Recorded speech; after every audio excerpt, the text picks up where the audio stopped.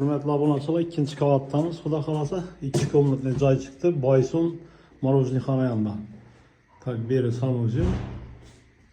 Unitaz vanna bu ataplanasına ega öz. Tak berinde kuxnesi boladı. Şu görüp turgan hemen kaladı beri. Ariston ba, moyka koyulgan gaz plita ba, xaladenlik ba. Zor veç. Keyin berinde yine zal zayatı koyuptu. Bölüngen konditsioner ba. Remontu yaxşı. Bu balkonda kichkina bir deskixona etsa bo'ladi. Bu yerda katyoli joylashgan. Dok konturli ataplaniya. Bu yerda svet, suv, gazdan mamma yo'q, maktab, bog'cha hamma o'zi shu yerda joylashgan. Bu yerda zal joyi.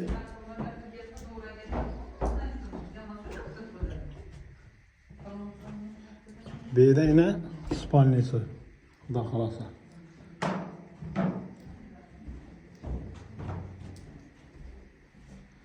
Hürmetli abunatçılar, bu joyning bahasini 310 million deb aytılib turibdi. Xudo xolasa qaytib geliştirib beriladi. Kelamchi kredit ham chiqaveradi. 44 kvadrat. Общий.